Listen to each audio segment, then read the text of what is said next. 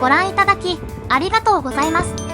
今回の動画は敦賀駅から10月5日にデビューしたばかりの観光列車花あかりに乗って城崎温泉駅まで行ってきました。当日はあいにく雨模様でしたが、絢爛豪華な車内はとても快適で素晴らしい旅行となりました。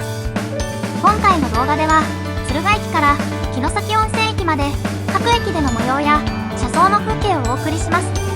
最高に豪華な車内の様子や設備は後日別動画で投稿予定ですので、チャンネル登録してご覧いただけたら嬉しいです。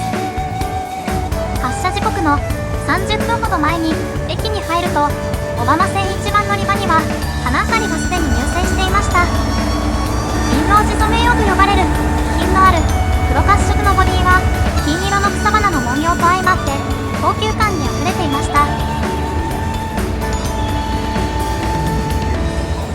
ホームの行き先表示には特急花あかりと城崎温泉の行き先表示が出ていました。10時40分に敦賀を出発し、城崎温泉には15時39分に到着します。なんと5時間にも及ぶ長い旅が始まります。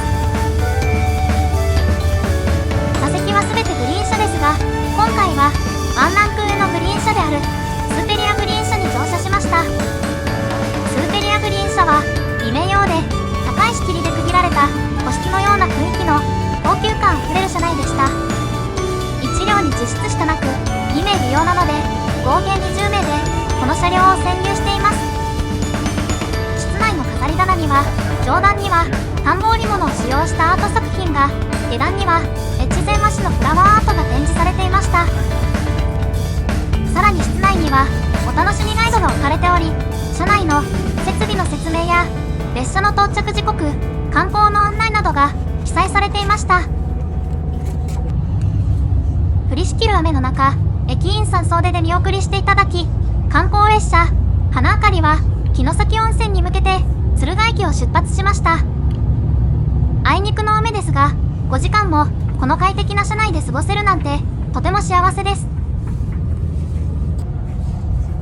目の前には今後大阪延伸予定の北陸新幹線の高架が見えています。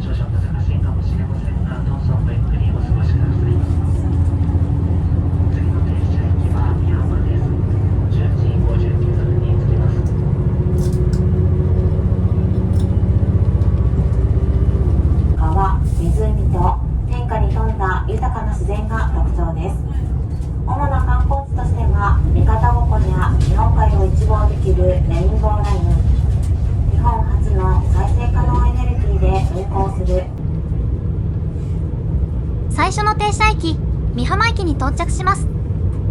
各駅の到着前には駅周辺の案内や見どころを丁寧に放送されていました。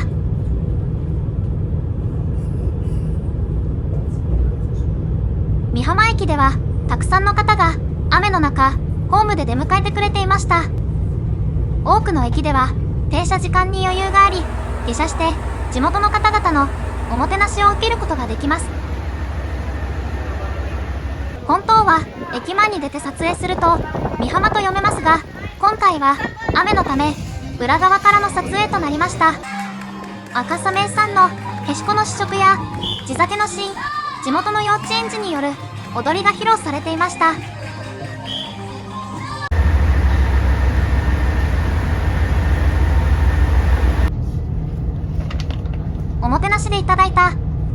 中には嬉しいお土産も入っていました。一方、こちらは敦賀でもらったコスターとシールです。地元の方と子供たちのたくさんの見送りの中、美浜駅を出発しました。雨の中ですが、大歓迎をしていただき、花あかりは次の駅へと進んで行きます。地域の方との縁をつなぐ列車というだけあって、とても素晴らしい旅になりそうです。窓の枠もむき出しの金属ではなく、重厚な加工がされていました。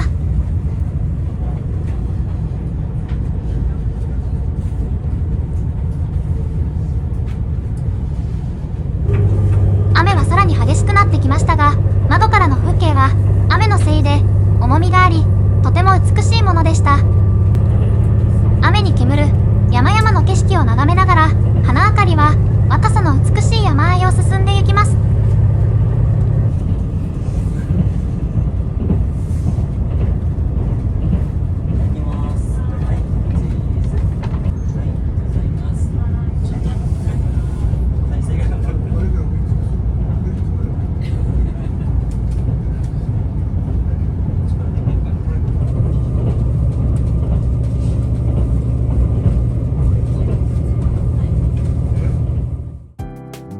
車窓コンテンツでは、専用の Wi-Fi に接続すると、前方と後方の運転室の視点で車窓を見ることができます。画像を拡大すると、迫力ある走行シーンを見ることができます。トンネル内でも結構綺麗に見ることができます。この先にある由良川の鉄橋を渡る際、こちらの前方展望を録画しておけばよかったと、今更ながら後悔しています。塩や海産物を供給する受け継ぎとして都の食を支えてきました。そして海と都をつなぐ鯖街道の起点や北前船寄港地の要所であったことなどはコースとして小浜駅到着を控えて、車内では観光案内の放送がされていました。2号車のサロンではお菓子、ドリンク、おつまみや花あかりのオリジナルグッズも販売されていました。まもなく小浜です。左側ドアが開きます。お降りの際、ドア横開けるボタンを押してお降りください。小浜駅に到着します。オバマ大統領就任の際には一躍全国的に有名になった街です。花あかり運行の際には再び活気が戻ることを願い停車しています。ここでもたくさんの地元の方がお出迎えしてくれています。この日は土曜日なので、親御さんに連れられた小さな子供さんもたくさん来ておられました。こ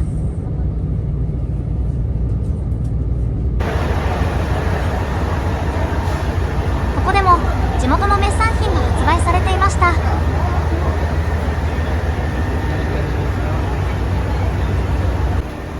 停車時間がたっぷりあったので、反対側のホームからゆっくり撮影することができました。こうやって全体をゆっくり見ると、本当にとてもかっこいい列車に仕上がっています。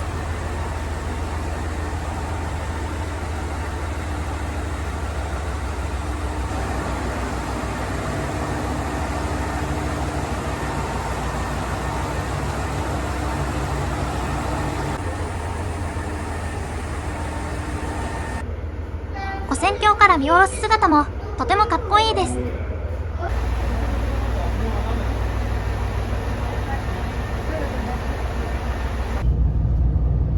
小浜駅でもとても嬉しいグッズをいただきました。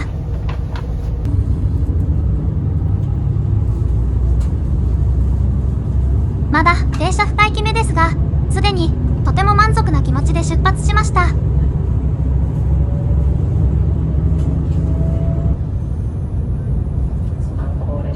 花あかりです。次の停車駅は若狭高浜です。12時21分の到着です。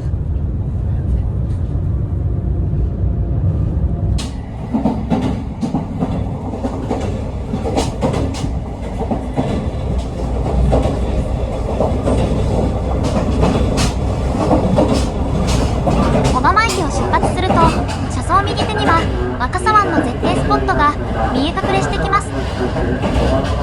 こちらは小浜湾だそうです。曇りや雨でもこれほど素晴らしいので、晴れていれば想像を絶する素晴らしい景色だと思います。城崎温泉駅の花狩りでは車窓右手に日本海の絶景が広がります。もし可能ならですが、進行方向右手の座席をおすすめします。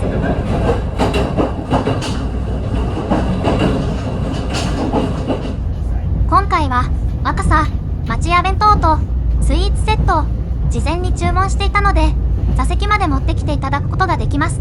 古代の笹漬け、サバのへしこ、若狭カレー、若狭牛など若狭の食材を使用したお弁当でした。隠し味にお酢を使用したとても豪華で美味しいお弁当でした。若狭高浜駅に到着しました。もちろんこの駅でも特産品の発売やおもてなしがありました。若狭高浜駅ではご当地キャラクターの赤粉坊やがお出迎えしてくれていました。若干恥ずかしい感じがするネーミングとビジュアルでした。花明かりは駅に着くたびに注目を集め、スマホを向けられていました。この駅でも下車し、特産品を購入する人、写真を撮影する人、たくさんの人がホームに繰り出していました。停車時間がたっぷりあるので、皆さんゆっくりと思い思いの時間を過ごしていました。また写真撮影のプレートなどが用意されており、この列車にかける熱意が伝わってきます。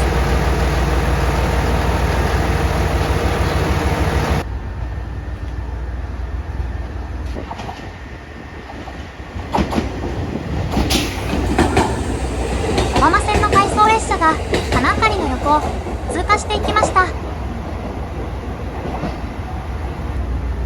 この駅でも跨線橋の上から見下ろす角度で撮影することができました。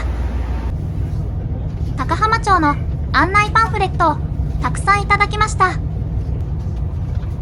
赤狭高浜駅を出発する時間になりました。ホームにいるたくさんの方がお見送りしてくれています。赤粉坊やも手を振ってくれていました。ありがとう赤粉坊や、さようなら赤粉坊や。沿線の各駅では天候が悪い中、本当にたくさんの方が見送りに来てくれていました。改めて花明かりにかける地域の方の大きな期待が感じられました。赤狭高浜駅を出発すると、すぐ車窓を右手には青葉山が見えてきます。通称若狭富士とも呼ばれ、青葉山に沈む夕日は日本の夕日百選にも選ばれているそうです。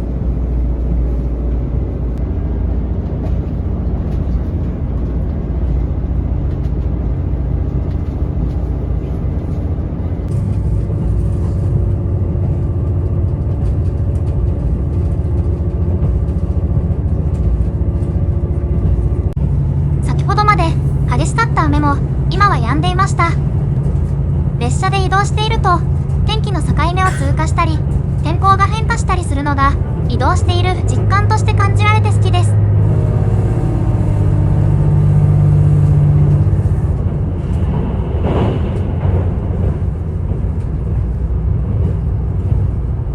まもなく東舞鶴です。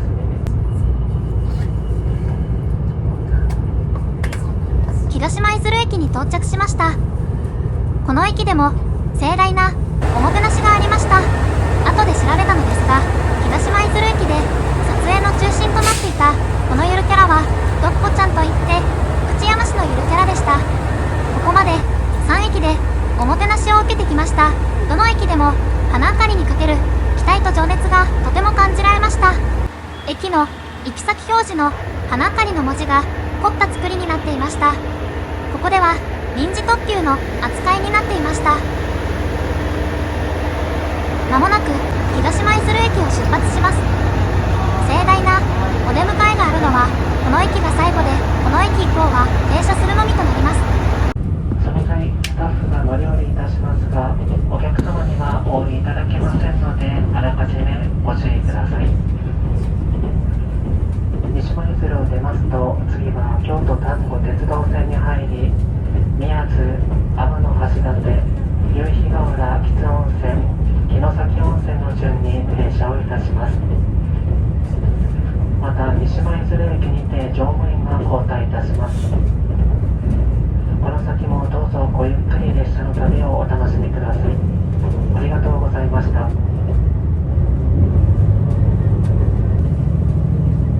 まもなく西舞鶴駅に到着します。この駅では乗務員の交代のためのみの停車で降りることはできません。そしてこの駅で舞鶴線から京都丹後鉄道線へと乗り入れていきます。西舞鶴駅に到着しました。京都からの特急舞鶴がこの駅まで改装されてやってきて休憩していました。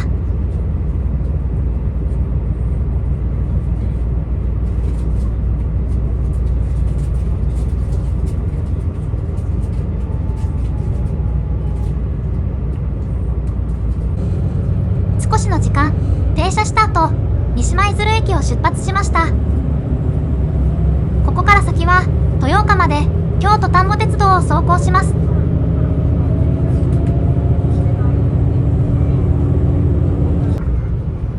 今日も京都丹後鉄道をご利用くださいましてありがとうございます。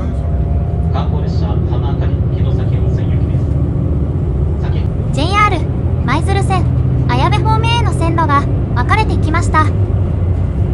先ほどの西舞鶴駅で JR の乗務員さんから京都丹後鉄道の乗務員さんに交代されています。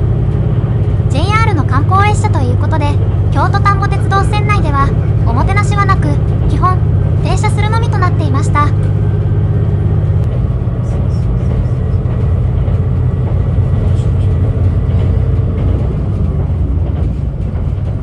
西舞鶴駅を出てしばらくすると左手に由良川が接近してきます。由良川は京都、滋賀、福井の府県境を源とし、ここ舞鶴市、宮津市の市境で日本海に流れ込みます。この先にある由良川鉄橋で由良川を渡ります。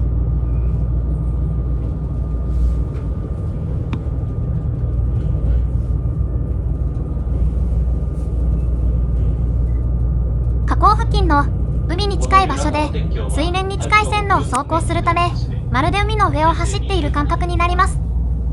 この鉄橋が SNS などで人気なのも納得できる素晴らしい情景でした。やはり天候が曇りではなく晴れていた方が良かったのと、海に近い右側の車窓がより素晴らしい眺めになると思いました。ちらっと隙間から拝見した右側の素晴らしい眺めでした。由良川鉄橋の素晴らしい眺めをゆっくりと見ることができるよう、列車は徐行運転で速度を落として渡っていきました。途中で行き違いした京都丹後鉄道の列車の乗客の人たちも珍しい花あかりの車両を見て驚いた表情でこちらを見ていました。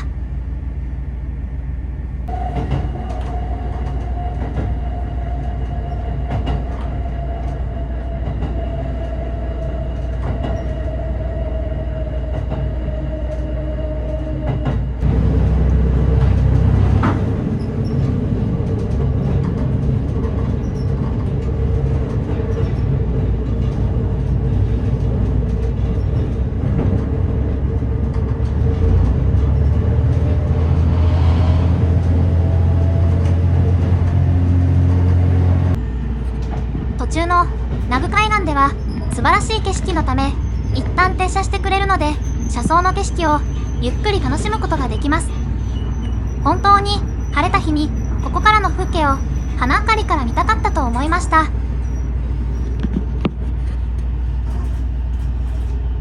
列車はここでおよそ3分間停車いたします。進行方向右手が京都丹後鉄道で一番景色の良い名護海岸ですが、本日は天候が悪くご覧いただけません。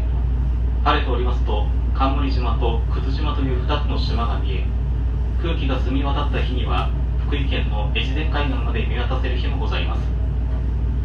年にほんの数回ではございますが、富士山、立山と並ぶ日本三大名山の一つ白山がここから見えることもございます。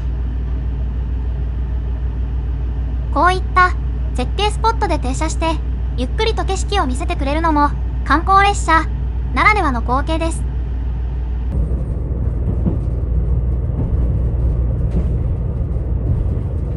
先ほどまで曇り空でしたが、ここに来てまた雨が降ってきました。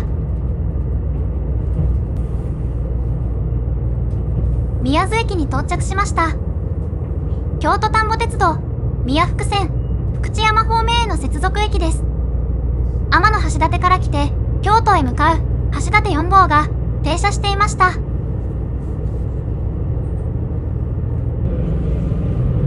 宮津駅は降車のできる停車でしたが、降りる人もおらずひっそりと停車し、そして出発していきました。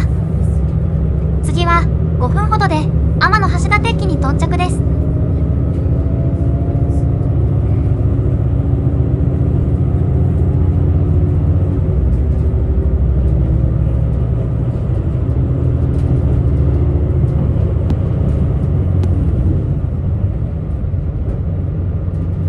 次は天橋立です。宮福線福知山方面への線路が分岐していきます。タミヤでの事前予約品のお弁当・スイーツセットをお申し込みのお客様へご案内いたします。ご記入でお持ちください。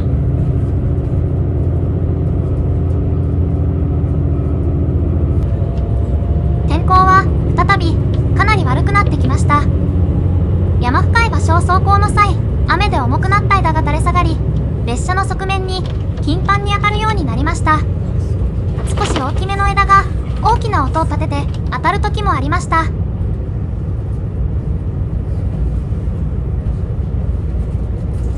列車はゆっくりと天橋立駅に到着しました。天橋立は松島、安芸宮島とともに日本三景の一つとされています。京都と天橋立を結ぶ橋立号がこの駅で折り返しの時間まで束の間の休憩をしていました。お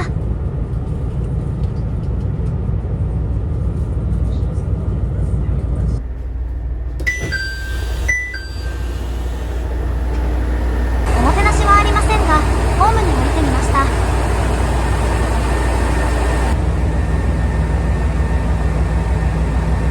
京都丹後鉄道の駅に揃った JR の特急と JR の観光列車でした。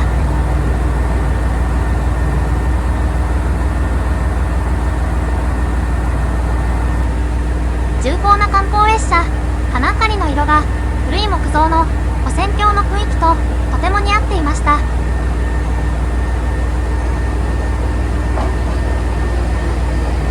京都丹後鉄道の真っ黄色の気動車が到着しました。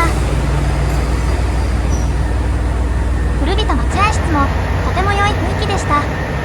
股のぞきで有名な笠松公園へはバス、観光船、ケーブルなどを乗り継いで行くことができます。花あかりの席に戻ると、注文したお弁当についているデザートのチーズケーキが用意されていました。ラベルが逆さまなのは天橋立の股のぞきをイメージしているからだそうです。軽くてふわふわの食感の抹茶ムースとチーズケーキはとても美味しかったです。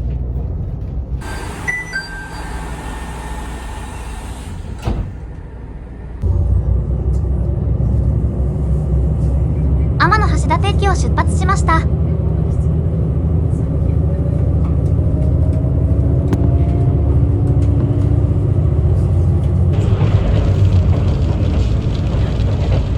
雨がとても激しくなってきました。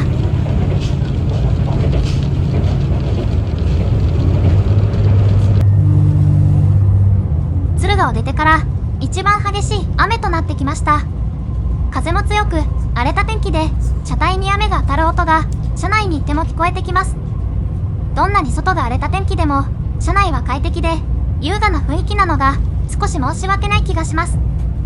運転手さんはとても気を使った運転をしているかもしれませんが、私たちはそのおかげでとてもゆっくりとした時間を過ごすことができています。降りしきる雨の中、列車は網野駅に到着しました。ここは停車ではなく運転停車です。網野駅のホームには今年の4月から運転を始めた JR 東海からやってきたキハ80号特急気動車が出発の時間を待っていました。京都丹後鉄道のホームで出会う元 JR 東海の特急車と JR 西日本の観光列車でした。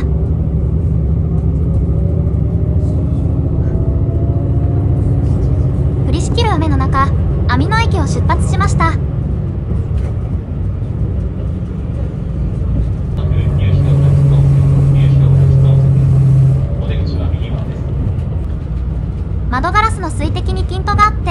動画が見にくくなっています。お許しください。列車は最後の停車駅、夕日ヶ浦、木津温泉に到着しました。夕日ヶ浦温泉は、京都の最北端に位置し、その名前の通り、夕日が美しい海沿いの温泉地だそうです。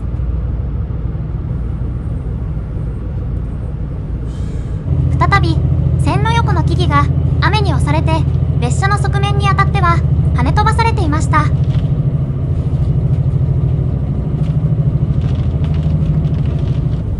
荒れた天気の中、京都丹後鉄道と山陰本線との接続駅、豊岡駅を目指します。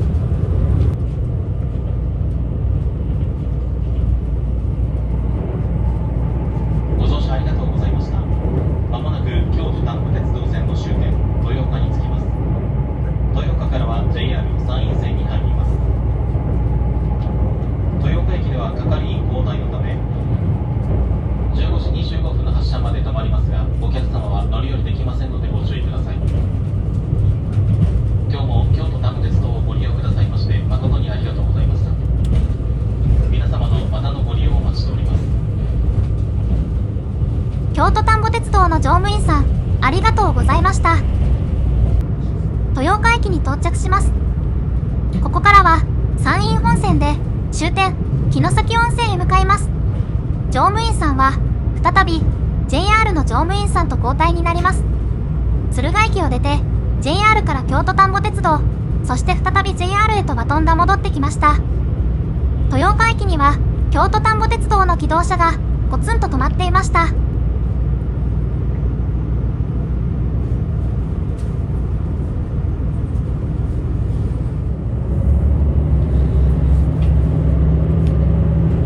豊岡駅を出発しました。ここから進行方向が変わり、今まで後ろだった方向に列車は進んでいきます。まるで逆再生するかのように列車は豊岡駅を出発していきます。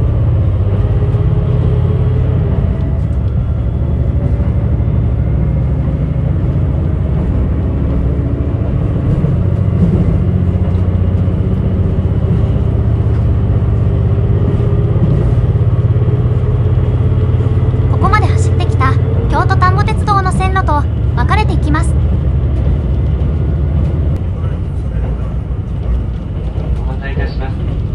先ほど停車しておりました豊岡駅にて沿線のご案内をいたします車掌が交代いたしました。この先短い時間ではございますが、城崎温泉まで JR 西日本福知山車掌部が担当いたします。次の終点城崎温泉には15時39分に到着いたします。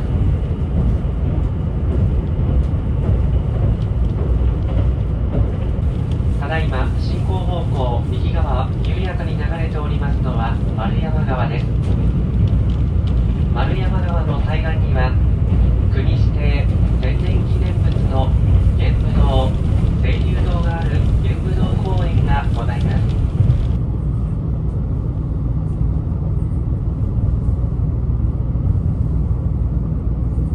玄武洞駅付近を走行しています。この辺りからは玄武洞がうっすらと見えています。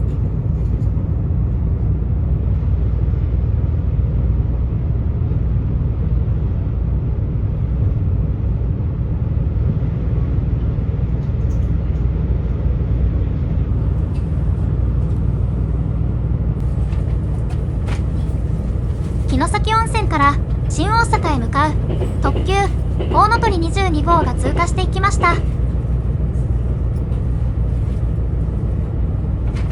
いよいよ城崎温泉到着前の最後の放送が入りました。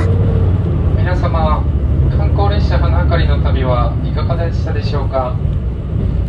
まもなく終点の城崎温泉駅に到着いたします。福井県、京都府、兵庫県をまたぐ風光明媚な自然な景色、お楽しみいただけましたでしょうか。花あかりとともに沿線の魅力を感じていただけましたら幸いです。花あかりは地域の花を列車に集め、お客様と地域の縁を結ぶ列車をコンセプトに運行しております。ご乗車いただきました皆様とのご縁を大切にし、またご乗車いただける日を心よりお待ちしております。本日は観光列車花かりにご乗車いただきまして誠にありがとうございました。さ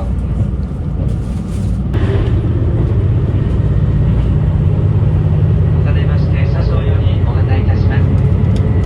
まもなく列車は城崎温泉終点に到着いたします。車内にお忘れ物なさいませんようお気をつけください。本日は観光列車花あかりにご乗車くださいまして誠にありがとうございました。どうぞこの先もお気をつけていってらっしゃいませ。終点城崎温泉に到着します。敦賀を出発して約5時間、長かったですがとても充実した5時間でした。観光列車花あかりは沿線の地域を明るくする素晴らしい列車だと思いました。今回は敦賀から城崎温泉まででしたが、季節ごとに運行エリアを変えて各地域を結ぶということなので、今後ぜひまた機会があったら乗車したいと思います。この動画を編集時点で次回の安丹線経由カニカニ浜風に連結して運行されることが発表されていました。花あかりは浜風用のキハ189系を改造して製造されていますので、元の路線に一瞬里帰りする形となりました。今後どの路線で活躍するのかとても楽しみです。車内の豪華な設備はもちろんですが、運転される区間での地元の方々との出会いやおもてなしを体験できる素晴らしい列車だと思いました。これからの活躍に期待したいと思います。城崎温泉駅の改札口の表示には豊岡へ向けて回送で出発する花あかりの時刻が表示されていました。せっかくなので見送ろうと思い見に行ってみると、なんとトワイライトエクスプレス水風が通過していきました。これは素敵な出会いを見ることができました。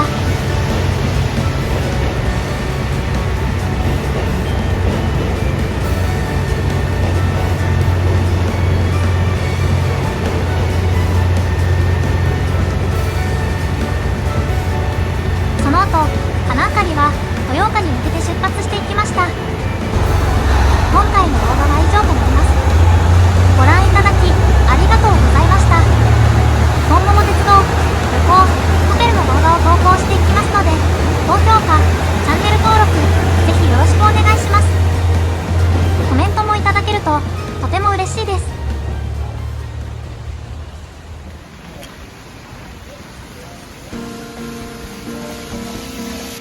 せっかくなので城崎温泉の温泉街をふらふらと歩いてきました。雨の温泉内の情景も独特の風情があってなかなか良いものだと思いました。それでは皆さん、次の動画でお会いしましょう。